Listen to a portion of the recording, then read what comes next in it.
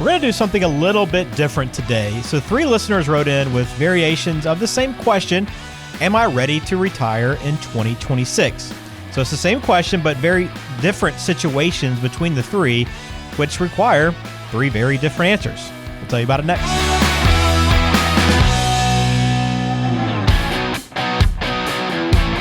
Welcome to the My Retirement Clarity Podcast, where our goal is simple, to help you close the gap between what you know and what you implement. The team at Perkins Wealth Management does this by helping good people make great decisions so they can enjoy an amazing retirement. And now, here's your host and financial advisor, Lee Perkins. This is My Retirement Clarity. Glad to have you on the show. Ben George with Lee Perkins, owner and financial advisor at Perkins Wealth Management. They're in beautiful Macon, Georgia. Probably a warm Macon, Georgia today as we record this episode. Lee, how you doing? Good. Ben, I think we have bypassed warm and it is now officially hot. Yeah. We've gone from spring right to, seems like it's already mid-June. Yeah, it's hot. Do you ever get used to that humidity, man, when it comes back? I mean, you've lived in it a lot of your life, but can you ever truly get used to it? Probably. I would say I do. We kicked this question around on the golf course. Somebody this weekend when we were playing, and somebody said, "Would you rather play golf in 50-degree weather, where you have to wear a pullover, a hoodie, or something like that, or would you rather play when it's 95 degrees?" And we were all like, "Give me 95 degrees." Yeah. That argument. Yeah, I'll agree with you on that one for sure. Yeah, but. Yeah, I mean, my wife keeps my house 52 degrees. I think she's trying to turn me into an Eskimo. So, I'm good inside, but outside sometimes it definitely is a challenge. Yeah, absolutely. Well, good stuff. Well, we're glad that you're here with us today. And let me we're going to go through each one of these questions individually and really kind of talk about why the answers are different. Because really, everybody's looking for the same kind of question. Hey, am I good to retire this year? That's the question. I'm sure this is one you get a lot, but you probably have to explain to people when they come in, hey, it really depends on what your situation is. Yeah, you're 100%. You're spot on there. So it all depends on all the variables and all things. So this is going to be a pretty interesting episode, I think, because I'm hoping these questions are applicable for everybody, even though everything that we talk about might not be applicable to your situation, because your situation, everybody's is different. It is. All right, let's start with this question number 1, Lee. So I've been planning to retire this year for a while now. My savings are where I want them. My house is paid off, and my kids are grown. But with everything happening in the markets, the economy, and politically right now, I'm second-guessing my timing. Is 2026 a bad year to retire just because of what's happening out there? A fair question, Lee. So how do you go about answering it? So I try to. I mean, this whole episode is like a psychology of money episode. So that I feel like this is what I do all day is talk to people and just kind of get to the root of the question. And so if somebody kind of asked that question because of what all is going on in 2026, I mean, clearly the looming thing that's going on right now is just the war with Iran. Okay. Now, At some point that war is going to be over, but you know what? What's going to happen in 2 years or 3 years? There'll be another war. There will be something else. Maybe it's not a war, but maybe there's something else that would give somebody a reason to say, well, is 2029 a good year or a bad year? So one of the things I try to tell people and just make sure that they understand there's not a perfect year to retire, because every single year that we come to is going to have its own headlines, whether that's market uncertainty or the election cycle, whether it's a Democrat or a Republican in office. And as much as I can tell people, that doesn't really matter too much. The stock market doesn't really care which party that is in charge. People still let that dictate their fears and their actions. And specifically, with the last since 2016 with Trump being on the scene, that seems to have upset a lot of people. A lot of people make decisions, good and bad, based on him. Mm-hmm. So I try to tell people, just don't let the headlines dictate your decision, because your decisions on whether or not you're ready to retire this year is going to be based on what you've done to prepare for retirement. And if you think things are too close for you to retire and you're not really sure, well, then that's a financial thing. That's not a because of what's going on in 2026 thing. I had a lady come in our office last Thursday, hasn't looked at her account all, no, I take it back. It wasn't last Thursday. It was 2 days ago. Hadn't looked at her account all year. And she's just assumed that she's down. I mean, seriously, assumed she's down 15% because of the war. And she's up like 5%. So, but she never checks her account, which is not a bad thing. I mean, I think you should be more involved and look at it. But she just assumed that she's losing money because of what she sees on TV. So if you make your decisions based on what the media is telling you, boy, you're never going to be a happy person. You're just going to always have some level of angst. So, we've talked at length about in other episodes about how the media impacts people's demeanor and actions, and man, just tune it off. Control what you can control. Yep, that's all you can do. And again, that's why you plan, right? Because you plan for volatility in the market. We know that's not going to change. So you don't want 1 year to kind of throw off your whole plan just because you're a little bit concerned. That's why you go through the planning process. All right. Yeah. I mean, you're spot on there. And I tell people we want to build your financial plan, your portfolio, in a way that you can live within up markets and down markets. It's so that you don't have to blow up a plan just because the market drops 500 points one day. Because you know what? It's going to go up 500 points at some other point. So just you can't zig or the market's going to zag and you're going to miss out. Yep. Hey folks, Lee Perkins here. I wanted to tell you about our brand new book called Next Phase: How to Retire in a Year or Less Without Regrets. It's all about helping you prepare for the next phase of your life, whatever that looks like for you. So, if you're ready to make the most of your next phase, or if you're already retired and aren't sure you're doing all you can to get the most out of your retirement, then you'll want a copy of this book.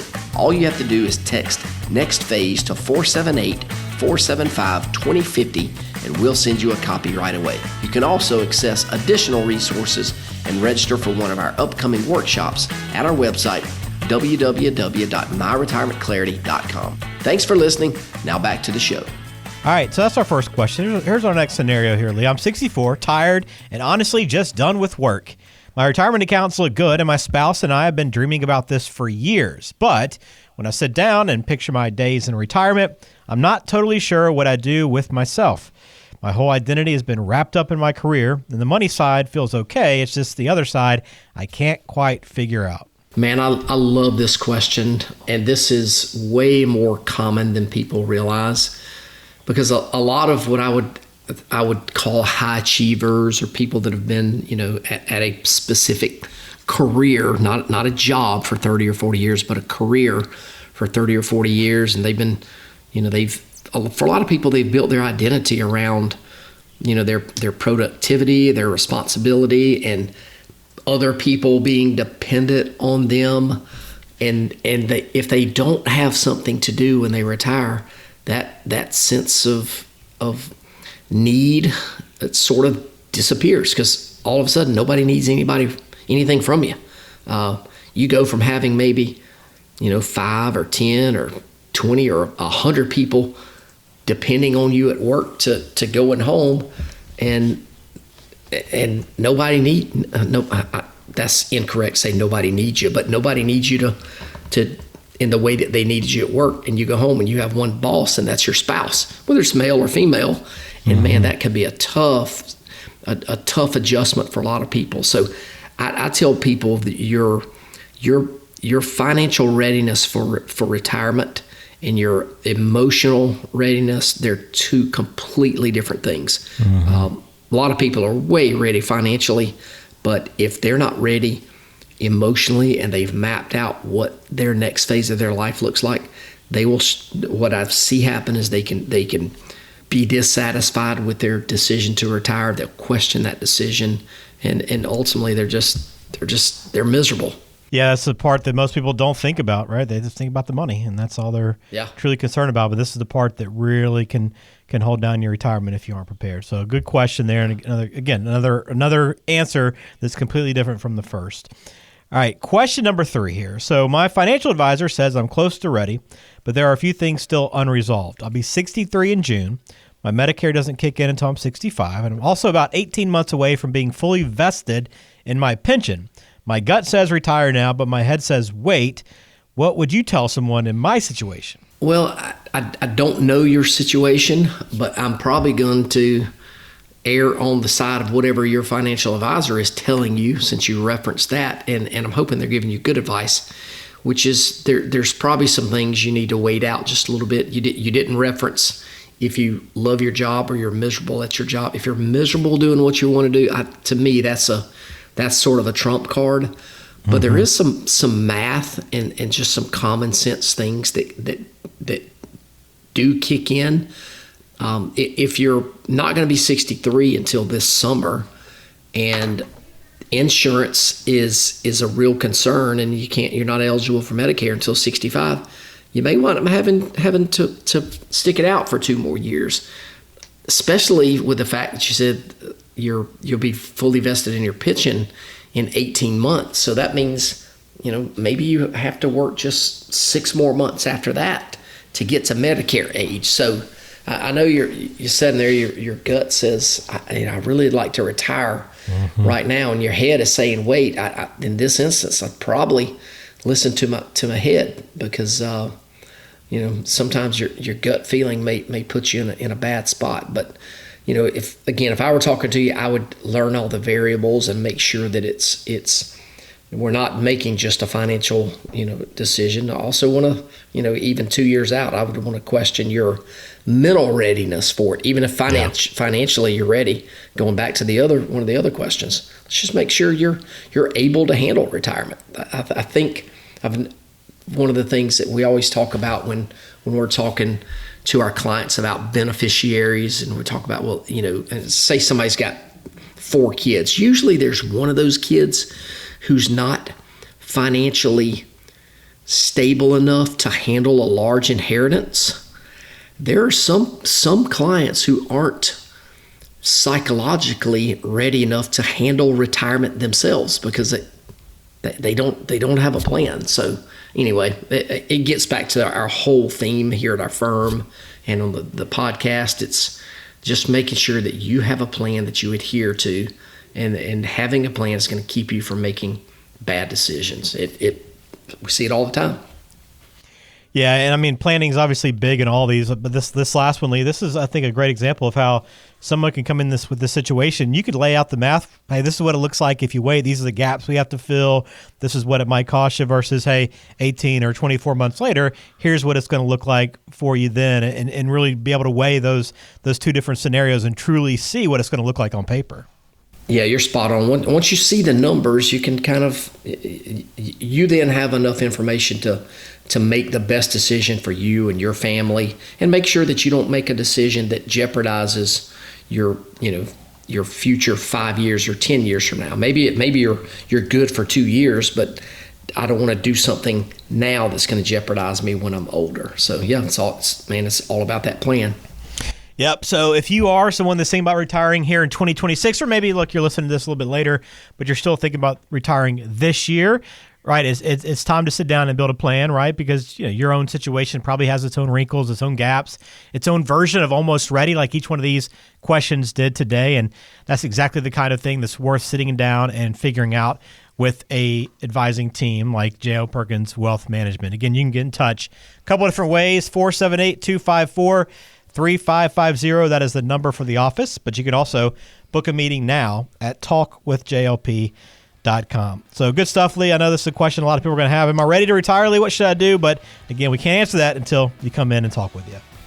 Yep, that's it. Let's gather some information and make wise decisions. Let's do it. All right. Well, we appreciate you listening to another episode of My Retirement Clarity. Please hit subscribe if you haven't already. We appreciate that support and look forward to talking to you again right here.